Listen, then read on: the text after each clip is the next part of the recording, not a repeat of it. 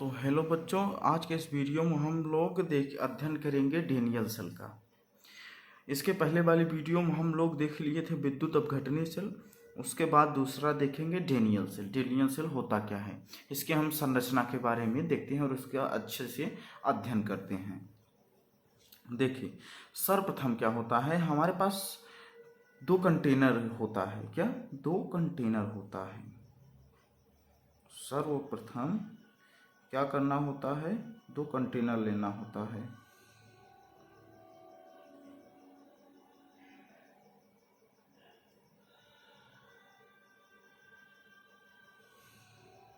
सर्वप्रथम हमारे पास क्या होता है, दो कंटेनर होता है।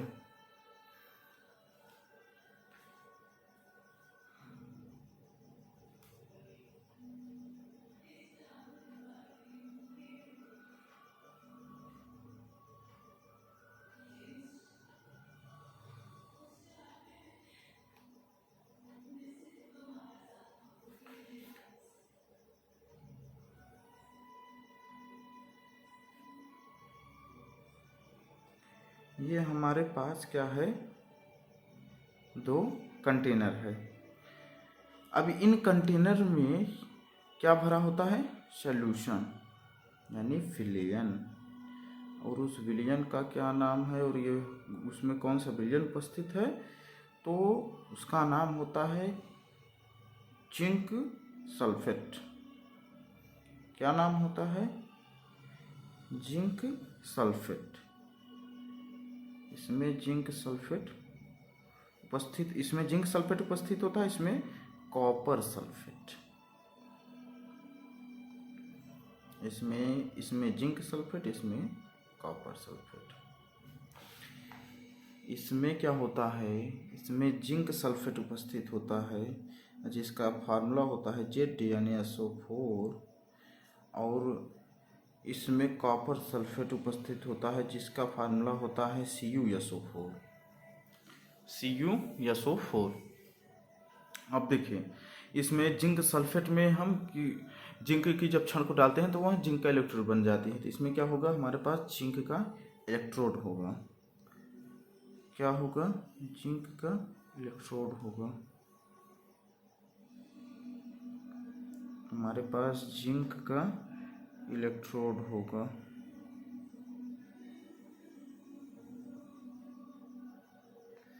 ये हम लोगों का क्या है, ये जिंक का इलेक्ट्रोड है और ये कॉपर का इलेक्ट्रोड है। अब इन दोनों को क्या करते हैं हम लोग, इन दोनों को आपस में कनेक्ट कर देते हैं।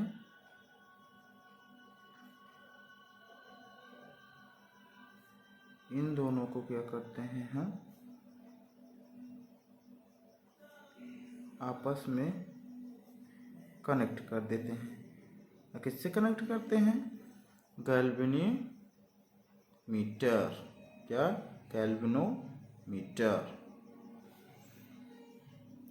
गैल्वेनोमीटर क्या बताता है, गैल्वेनोमीटर रीडिंग देता है कि आपका इलेक्ट्रॉन किधर प्रवाहित हो रहा है। गैल्वेनोमीटर क्या करता है, रीडिंग देता है कि आपका इलेक्ट्रॉन किधर प्रवाहित हो रहा है। देखिए, ये इलेक्ट्रोड तो आपस में जुड़ गए। अब इन दोनों विलयन को जोड़ता कौन है, इन दोनों विलयन को लवण सेतु जोड़ता है। कौन सा सेतु, लवण सेतु। इन दोनों विलयनों को आपस में कौन जोड़ता है, तो इन दोनों विलयनों को आपस में लवण सेतु जोड़ता है। कौन जोड़ता है, लवण सेतु। इन दोनों विलयनों को आपस में लवण सेतु जोड़ता है। और लवण सेतु, इसमें क्या होता है, एक जेल भरा होता है। ये इसमें क्या होता है, एक जेल भरा होता है जिसे अगार अगार जेल कहते हैं। क्या कहते हैं, इसे अगार अगार जेल कहते हैं। देखिए, ये क्या है, ये हम लोग का क्या है, लवण सेतु। ये हम लोग का क्या है, लवण सेतु। हम लोगों का ये लवण सेतु, ये लवण सेतु में क्या होंगे, देखिए हम लोगों का जो लवण सेतु होता है उसमें हम लोगों का हो जाता है पोटेशियम क्लोराइड, क्या हम लोगों का हो जाता है potassium chloride KCl, potassium sulphate जिसका फार्मूला होता है K2SO4, और हम लोगों का होता है अमोनियम क्लोराइड,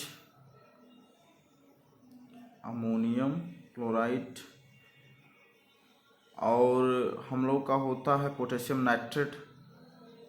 देखिए पोटेशियम क्लोराइड का फार्मूला क्या है KCl, K2SO4 यानी इसको बोलते हैं पोटेशियम सल्फेट, पोटेशियम सल्फेट का फार्मूला K2SO4, अमोनियम क्लोराइड का फार्मूला NH4Cl, और पोटेशियम नाइट्रेट का फार्मूला KNO3। ये 4 लवण सेतु हैं। ये क्या करते हैं, बहुत ही तगड़ा काम करते हैं। देखिए आगे आप लोगों को बताएंगे। अब क्या होगा कि ये क्या है, ये हम लोग की जिंक इलेक्ट्रोड है, क्या है, जिंक की इलेक्ट्रोड है, ठीक है।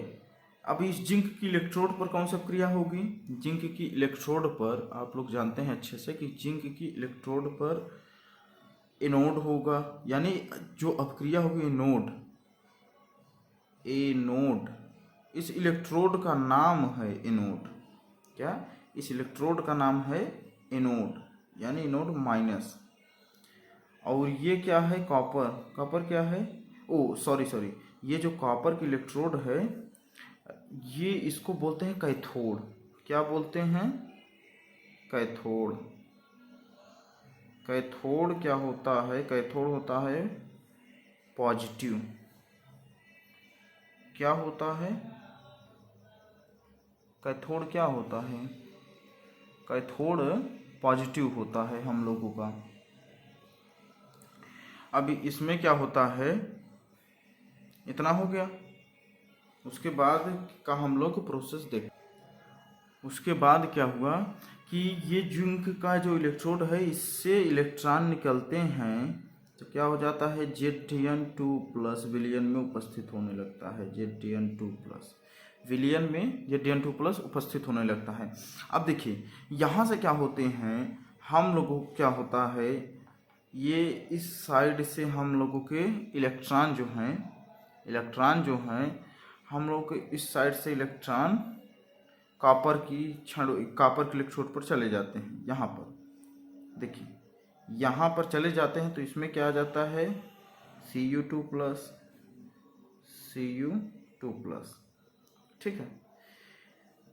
जिंक से निकलकर इलेक्ट्रॉन कॉपर की ओर आए तो आप अच्छे तरीके से जानते हैं कि इलेक्ट्रॉन के विपरीत दिशा में धारा चलती है, यानी हम लोगों की जो विद्युत धारा होगी वो इसके विपरीत दिशा में चलेगी। कहाँ, इसके विपरीत दिशा में विद्युत धारा चलती है। ये क्या है, विद्युत धारा, विद्युत धारा। विद्युत धारा क्या होती है, विद्युत धारा इलेक्ट्रॉन के जस्ट अपोजिट यानी विपरीत दिशा में चलती है। देखिए ये जो हम लोग का मीटर लगा होता है रीडिंग देता है कि इलेक्ट्रॉन की प्रवाह किधर है। तो देखिए इलेक्ट्रॉन की प्रवाह इधर है तो इसलिए थोड़ा सा इसको तिरछा कर दीजिएगा, थोड़ा सा इसे तिरछा, इलेक्ट्रॉन इधर चल रहे हैं,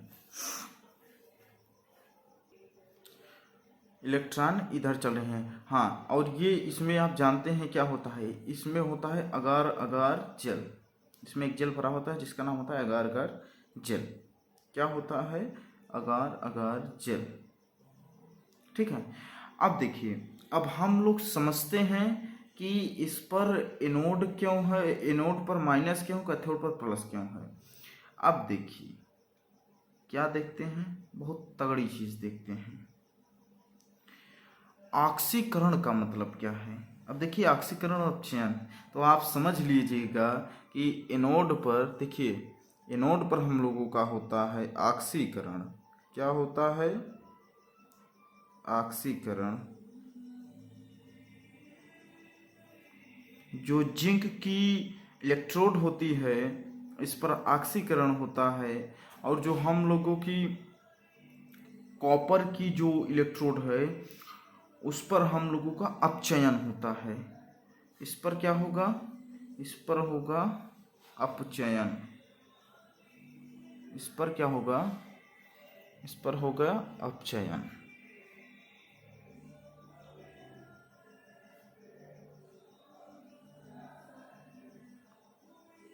इस पर होगा अपचयन। अब देखिए, हम लोग बड़े आराम से विधिवत ढंग से समझते हुए एक एक कॉन्सेप्ट को चलेंगे। देखिए, अब सबसे पहले हम लोग समझते हैं कि ऑक्सीकरण का मतलब क्या है। ठीक है, हम लोग अब देखेंगे कि ऑक्सीकरण का मतलब क्या है। देखिए, ऑक्सीकरण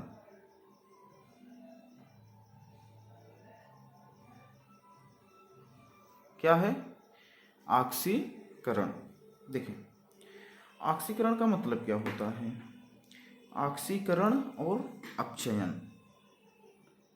अपचयन क्या होता है? अपचयन क्या होता है और ऑक्सीकरण क्या होता है? देखिए, हमेशा क्या होता है कि ऑक्सीकरण का मतलब होता है इलेक्ट्रॉन को त्यागना।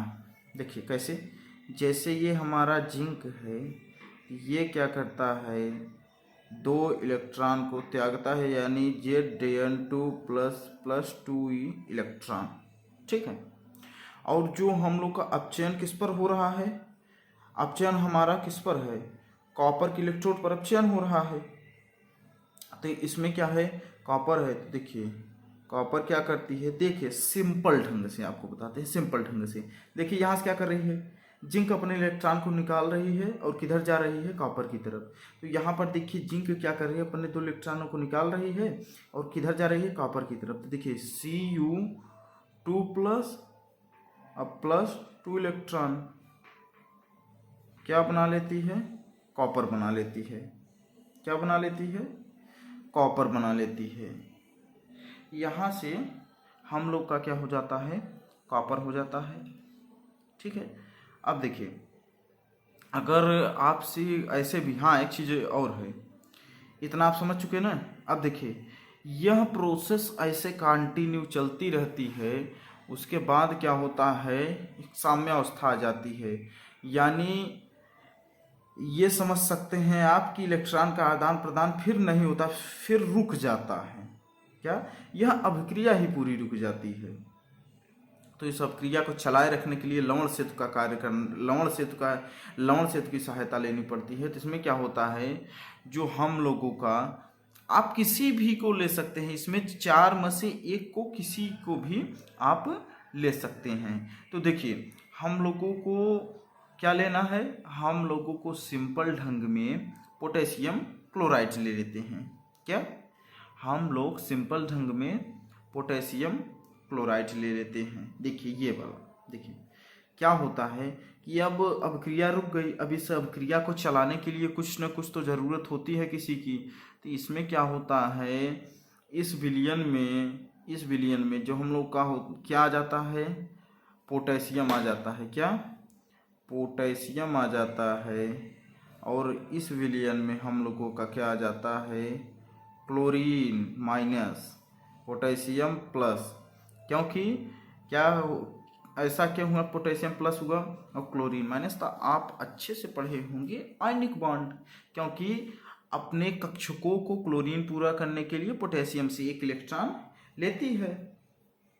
तो समझ गए ये। अब देखिए ये क्या हुए, ये देखिए ये पोटेशियम इसमें चला गया और ये क्लोरीन जो है इसमें चली आई। अब यह अभिक्रिया जो रुक गई थी, अब फिर पुनः अभिक्रिया चालू हो जाएगी। इसको डेनियल सेल यानी अर्ध सेल होता है। ये क्या होती है? अर्ध सेल होता है। तब यह अभिक्रिया फिर से शुरू हो जाएगी। क्या? यह अभिक्रिया फिर से हम लोगों की शुरू हो जाती है। अब देखिए, आपसे एग्ज़ाम में कैसे सवालें करना है ये देखिए। सर्वप्रथम सवाल इसके बाद बताएंगे। देखिए इसमें क्या करना है, अब हम लोगों को इसको संतुलित करते हैं। देखिए कैसे होता है, क्या कैसे होता है। देखिए इसमें क्या होता है कि जी आपको सर्वप्रथम सॉल्व करते समय क्या लिखना है, अभी अर्ध सेल है ना, देखिए अर्ध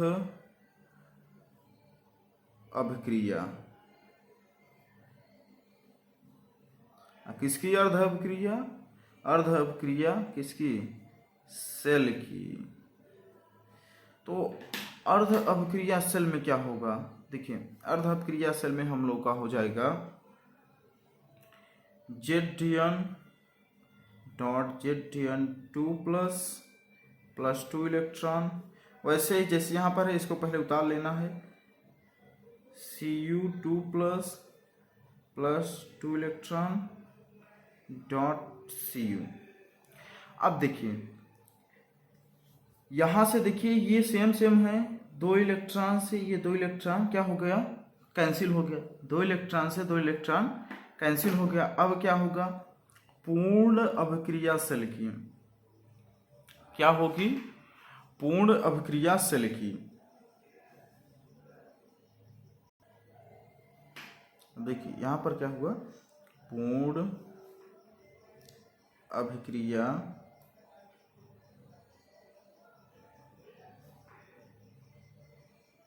सेल की, ठीक। पूर्ण अभिक्रिया सेल की कैसे हुई, देखिए आपको क्या करना है, सर्वप्रथम आपको जिंक लिखना है, देखिए जिंक लिखना है Zn। उसके बाद क्या लिखना है, देखिए ऐसे इधर तीर के पहले वाला और इधर भी तीर के पहले वाला लेना है, दोनों को तीर के पहले वाले दोनों को लिख लेना है सर्वप्रथम। तो इधर क्या हो Zn, उधर हो जाए Cu2 प्लस। उसके बाद क्या करना है, अब इसमें सबसे पहले तीर के बाद वाले को लेना है, तो Zn 2 प्लस अब ये भी तीर वाले का बाद लेना है, अपचयन का तीर वाले का बाद लेना है और ऑक्सीकरण का भी तीर वाले के बाद लेना है। तो ये देखिए ये हमारे लोगों का बन गया Cu। अब देखिए ये पूर्ण अभिक्रिया सेल है, क्या है, पूर्ण अभिक्रिया सेल है। तो बच्चों अगर नहीं समझ में आया तो हम फिर से दोबारा आप लोगों को समझाते हैं कैसे यह पूरा प्रोसेस हुआ। देखिए डेनियल सेल के एकदम अच्छे ढंग से, क्या अच्छे ढंग से हम लोग पढ़ेंगे। देखिए आपको क्या करना होता है, आप 2 कंटेनर लीजिए, उसमें आपको एक कंटेनर में जिंक सल्फेट का विलयन भरना है, क्या एक कंटेनर में आपको जिंक सल्फेट का विलयन भरना होता है और एक कंटेनर में कॉपर सल्फेट का विलयन भरिए।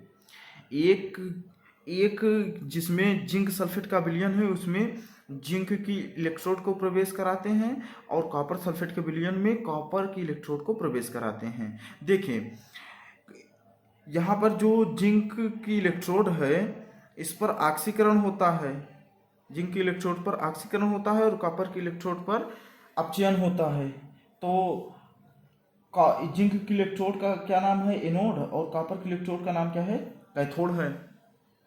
अब इसमें क्या होता है, ये जो इलेक्ट्रोड है इन दोनों को आपस में एक गैल्वेनोमीटर से जोड़ देते हैं। यहाँ पर देखिए इसको क्या करते हैं, गैल्वेनोमीटर से जोड़ देते हैं। तो क्या बताता है, जो हम लोगों का इलेक्ट्रॉन है, क्या हम लोगों का जो इलेक्ट्रॉन है वो किधर जा रहा है, यह मीटर रीडिंग करता है, मीटर नहीं सॉरी सेल क्या करता है, रीडिंग करता है कि किधर आपका इलेक्ट्रॉन प्रवाहित हो रहा है। तो इतना हो गया। अब इन दोनों विलयन को आपस में जोड़ता कौन है, तो आपस में जोड़ने वाला कौन होता है, लवण सेतु। अब देखिए 4 फार्मूले हैं हमारे पास, तो इनमें से आप किसी को भी यूज कर सकते हैं, किसी को भी। ये 4 जो लिखे हैं आप चाहे पोटेशियम क्लोराइड ले लीजिए, चाहे पोटेशियम सल्फेट ले लीजिए, चाहे अमोनियम क्लोराइड ले लीजिए, चाहे पोटेशियम नाइट्रेट ले लीजिए, आप चाहे जो ले लीजिए, ठीक है। अब देखिए इसका उपयोग कैसे करना है, देखिए कब होगा इसका उपयोग, कब होगा, देखिए यह अभिक्रिया कंटिन्यू ऐसे लगातार चलती रहेगी। एक समय ऐसा आएगा कि जब साम्यावस्था हो जाएगी। साम्यावस्था का मतलब ये होता है कि आपकी जो अभिक्रिया हो रही थी वह दोनों समान हो गई। अब जब दोनों समान हो गई तो अब कोई इलेक्ट्रॉन आदान प्रदान ही नहीं होगा। तो इस स्थिति में इस स्थिति में क्या होता है, हमारे पास जो लवण सेतु होता है, ये जो हमारे पास लवण सेतु होते हैं, ये क्या होते हैं, इनको हम क्या करते हैं, इनके द्वारा हम अभिक्रिया को पुनः चालू करते हैं। क्या करते हैं, पुनः अभिक्रिया को चालू करते हैं। इनके द्वारा पुनः अभिक्रिया चालू करते हैं, फिर से इलेक्ट्रॉन का आदान प्रदान होने लगता है। और हाँ देखिए, जब यहाँ पर क्लोरीन आ जाता है तो यहाँ पर से ZnSO4 यानी जिंक सल्फेट से हटकर यहाँ पर क्या हो जाता है जानते हैं, जिंक सल्फेट से हटकर यहाँ पर क्या हो जाएगा, ये यहाँ से आप क्या कीजिए, कंफ्यूज में हो जाएंगे तो आप यहाँ से इसको ऐसे काट दीजिए। आप क्या कीजिए, इसको ऐसे काट दीजिए। उसके बाद यहाँ पर तो Cl आ गया, और जब Cl आ गया तो ZnCl2 हो जाएगा। अब क्या हो जाएगा, ZnCl2 हो जाएगा।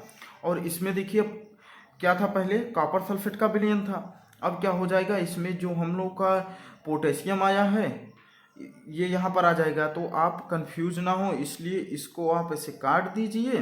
उसके बाद आप क्या लिखेंगे, K2SO4 लिख दीजिए। क्या लिखेंगे आप, क्या लिखेंगे, K2SO4। क्या लिखेंगे, K2SO4। अब देखिए K2SO4 पोटेशियम सल्फेट, और ये क्या है, जिंक क्लोराइड है। क्यों ऐसा किए, क्योंकि देखिए आप लोग कंफ्यूजन में पड़ जाते हैं, इसलिए हम ऐसा किए। बाकी ये नहीं समझिए कि हम ये गलत किए हैं, नहीं, ऐसा नहीं किए हैं। आप इसको लिखे रह सकते हैं, क्योंकि हम आप लोग को कंफ्यूजन ना हो इसलिए हम इसको इसे काट कर ये लिख दिए। क्योंकि अब भाई अब अभिक्रिया दूसरे तरीके से जो हम लोग की हो रही है, अब दूसरे तरीके से हम लोग की अभिक्रिया हो रही है। यानी जो अब हम लोग क्या हो रही है, वो अभिक्रिया रुक गई थी। अब जिस चीज़ की मदद लिए थे अभिक्रिया को चालू करने के लिए, अब उस चीज़ को यहाँ पर लिखा जाएगा। अब देखिए हम लोग अच्छे से ये सब समझ गए। अब उसके बाद हम लोग की कहाँ पर कॉन्सेप्ट आया, यहाँ पर आया हम लोग का क्या, ऑक्सीकरण। ये देखिए हम लोगों को कहाँ पर आया, ये ऑक्सीकरण, ऑक्सीकरण पर आए। देखिए ऑक्सीकरण हो गया, और अपचयन क्या होता है, अब इसको हम लोग अच्छे से समझेंगे। देखिए ऑक्सीकरण का मतलब क्या होता है, किसी चीज़ को, यानी किसी चीज़ को क्या, इसमें तो इलेक्ट्रॉन ही त्यागेगा। फिलहाल जिंक इलेक्ट्रॉन त्यागेगा, जिंक क्या करेगा, इलेक्ट्रॉन त्यागेगा। और इसमें अपचयन जो होगा वो इलेक्ट्रॉन को ग्रहण करेगा। अपचयन में क्या होगा, इलेक्ट्रॉन को ग्रहण करना है। और कौन ग्रहण करेगा, जानते हैं अच्छे तरीके से, कॉपर ग्रहण करेगा। यानी जिंक इलेक्ट्रॉन को निकाल देगा और कॉपर ग्रहण कर लेगा। कैसे, जैसे देखिए यहाँ पर डेनियल सेल में क्या था कि जो हम लोग का जिंक के इलेक्ट्रॉन थे वो किधर गए थे, कॉपर ऊपर गए थे, और कॉपर इसको क्या किया था, ग्रहण कर लिया था। तो वही है ऑक्सीकरण का मतलब क्या होता है, हम लोगों का ऑक्सीकरण का मतलब होता है कम। ऑक्सीकरण का मतलब होता है कम, और अपचयन का मतलब होता है ज़्यादा। यानी जिंक त्याग रहा है इलेक्ट्रॉन और कॉपर ग्रहण कर रहा है। अब इतना हो गया। और ये अब हम देखते हैं अर्ध अभिक्रिया सेल क्या होती है। देखिए अर्ध अभिक्रिया सेल क्या होती है, अर्ध अभिक्रिया सेल में आप ये आपका ये डेनियल सेल क्या है, अर्ध सेल है। ये क्या है, एक अर्ध सेल है। अब इसमें क्या है, सर्वप्रथम जैसे आप यहाँ पर ऑक्सीकरण और अपचयन लिखे थे, इसको लिखने के बाद आप क्या करेंगे, ये देखिए दोनों चीज़ सेम है। यहाँ पर क्या है, 2 इलेक्ट्रॉन यहाँ पर भी हैं, 2 इलेक्ट्रॉन यहाँ पर हैं, तो समान समान काट देते हैं। अब देखिए उसके बाद क्या होता है, अब हम लोग का क्या बचता है, तीर के पहले क्या बचा, हम लोग का जिंक बचा, और इधर तीर के पहले कॉपर CO2 प्लस बचा। देखिए उसके बाद हम लोग क्या लिखेंगे, पूर्ण अभिक्रिया सेल। उस पूर्ण अभिक्रिया सेल लिखने के बाद जस्ट यही इन दोनों को लिखना है, ऑक्सीकरण को लिखना है और अपचयन को लिखना है। ठीक है, तो ऑक्सीकरण में तीर के पहले वाला, अपचयन में भी तीर के पहले वाला इधर पूरा उतार देंगे। और फिर उसके बाद ऑक्सीकरण और अपचयन में तीर के दोनों को बाद में फिर से वही उतार देंगे। क्यों, देखिए ऑक्सीकरण में तीर के बाद वाला भी उतार देंगे और अपचयन में भी तीर के बाद वाला उतार देंगे। तो आप लोगों को हम फिर से एक अच्छे शॉर्ट में जल्दी समझा देते हैं, क्योंकि ये बहुत डेनियल सेल में बहुत कन्फ्यूजन होता है। देखिए हम लोग के पास क्या होगा, 2 कंटेनर होगा। उस कंटेनर में एक में होगा जिंक सल्फेट का विलयन होगा, एक में होगा हम लोग का कॉपर सल्फेट का विलयन होगा। उसमें देखिए 2 इलेक्ट्रोड होते हैं। उस देखिए जिंक सल्फेट के विलयन में हम लोग का क्या होता है, जिंक का इलेक्ट्रोड होता है, और कॉपर सल्फेट विलयन में कॉपर का इलेक्ट्रोड होता है। और उन दोनों विलयनों को आपस में जोड़ने के लिए क्या होते हैं, लवण सेतु लगे हैं। लवण सेतु क्या होते हैं, जैसे potassium chloride, potassium sulphate, ammonium chloride, potassium nitrate. अब इसमें क्या होता है, इन दोनों इलेक्ट्रोड में क्या होता है, इन दोनों इलेक्ट्रोडों के मध्य में एक मीटर लगा होता है जिसको बोलते हैं गैल्वेनोमीटर। ये क्या होता है, गैल्वेनोमीटर क्या होता है, ये रीडिंग करता है कि आपके इलेक्ट्रॉन किधर प्रवाहित हो रहे हैं। ये जो गैल्वेनोमीटर है ये रीडिंग करेगा कि आपके इलेक्ट्रॉन किधर प्रवाहित हो रहे हैं। और देखिए जो जिंक है, जिंक से इलेक्ट्रॉन निकलेंगे यानी इलेक्ट्रॉन की कमी होगी यानी ऑक्सीकरण होगा। इलेक्ट्रॉन की कमी यानी ऑक्सीकरण। देखिए जिंक से जब इलेक्ट्रॉन निकलेंगे कहाँ पर जाएंगे, कॉपर पर जाएंगे, तो कॉपर ग्रहण कर लेता है। कॉपर क्या करता है, ग्रहण करता है। तो आप लोग अच्छे से जानते हैं कि इलेक्ट्रॉन के विपरीत दिशा में, क्या इलेक्ट्रॉन के विपरीत दिशा में ही हम लोगों की जो विद्युत धारा होती है, हम लोगों की जो विद्युत धारा होती है इलेक्ट्रॉन की विपरीत दिशा में प्रवाहित होती है। और यहाँ पर देखिए ये ऐसे ही प्रोसेस चलता रहेगा। एक समय ऐसा आएगा कि जब साम्य अवस्था यानी समान हो जाएगा, अभिक्रिया बंद हो जाएगी। तो अभिक्रिया के चालू रखने के लिए लवण सेतु का प्रयोग करना होता है, जैसे potassium chloride, potassium sulphate, ammonium chloride, potassium nitrate. इन चारों में से आप किसी को भी ले सकते हैं। देखिए हम क्या किए, कॉपर सल्फेट के विलयन में हम लोग को पोटेशियम को प्रवेश कराए और जिंक सल्फेट के विलयन में क्लोरीन को प्रवेश कराए। अब देखिए रीजन क्या होता है, क्यों ऐसा किए। देखिए हम लोग का जो ऑक्सीकरण है, ऑक्सीकरण में क्या होता है, हम लोग का घटता है, ठीक है। अब देखिए उसके बाद क्या हुआ कि इसमें पोटेशियम हो गया और इसमें क्लोरीन हो गया। अब देखिए जब पोटेशियम क्लोरीन दोनों अलग अलग विलयन पहुंचते हैं तो ये क्या करते हैं, फिर से पुनः अभिक्रिया को चालू कर देते हैं और यह अभिक्रिया फिर कंटिन्यू होने लगती है। अब देखिए उसके बाद हम लोग समझते हैं कि ऑक्सीकरण और अपचयन क्या होता है। देखिए ऑक्सीकरण यानी किसी चीज को त्यागना। अब किसी चीज को क्या त्यागेंगे, इलेक्ट्रॉन त्यागेंगे, वो भी किससे, जिंक से। ये नहीं कि कॉपर से, आप नहीं। ऑक्सीकरण यानी जिंक से इलेक्ट्रॉन को त्यागेंगे तो इलेक्ट्रॉन की कमी होगी, इसलिए इस पर ऋण पर माइनस है। और अपचयन क्या होगा, अपचयन इलेक्ट्रॉन को ग्रहण करेगा, यानी अपचयन में इलेक्ट्रॉन को ग्रहण कौन करेगा, कॉपर करेगा। उसके बाद हम लोग देखते हैं अर्ध क्रियाशील, यानी ये जो आपका डेनियल सेल एक अर्ध सेल होता है। क्या होता है, जो हम लोग का ये डेनियल सेल है ये अर्ध सेल होता है। और यहाँ पर देखिए जो हम लोग का अर्ध सेल है उसको हम लोग सॉल्व करते हैं। देखिए इसमें क्या होता है कि इसमें होता है जिंक क्या करता है, जिंक पर ऑक्सीकरण यानी होता है और पोटेशियम, और वहाँ पर जो कॉपर होता है उस पर अपचयन होता है। देखिए जिंक क्या करता है, अपने 2 इलेक्ट्रॉन को त्यागता है, कॉपर क्या करता है, अपने 2 इलेक्ट्रॉन को ग्रहण करता है। तो इन दोनों 2 इलेक्ट्रॉन से 2 इलेक्ट्रॉन को क्या कर दिए, हम लोग कैंसिल कर दिए। उसके बाद पूर्ण क्रियाशील हो गए। उसके बाद हम लोग क्या करते हैं, अपचयन के पहले वाला तीर का लिख लेते हैं और ऑक्सीकरण के पहले वाला भी तीर का लिख ले। हाँ एक चीज़ और ध्यान रखना, आप ऐसा नहीं कर सकते कि पहले हम लोग अपचयन का लिख ले उसके बाद ऑक्सीकरण का लिखिए, नहीं। सर्वप्रथम आपको ऑक्सीकरण का लिखना होगा तीर के पहले वाला, तब आपको अपचयन के तीर के पहले वाला लिखना होगा। उसके बाद क्या होगा, हम लोग को अपचयन के तीर का बाद वाला लिखना होता है।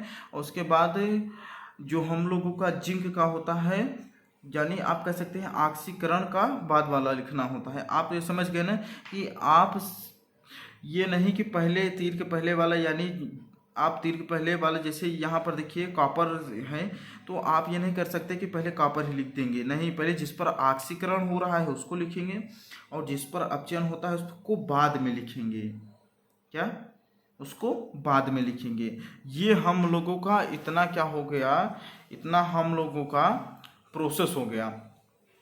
अब उसके बाद हम लोग इसके बाद बहुत ही तगड़ेदार और धमाकेदार वीडियो हम लोग लाएंगे। हम लोग क्या करेंगे, अब इसका विभव को हम लोग इसको क्या करेंगे, विभव को मापेंगे। तो विभव को मापने के लिए हम लोग अगली वीडियो में मिलेंगे।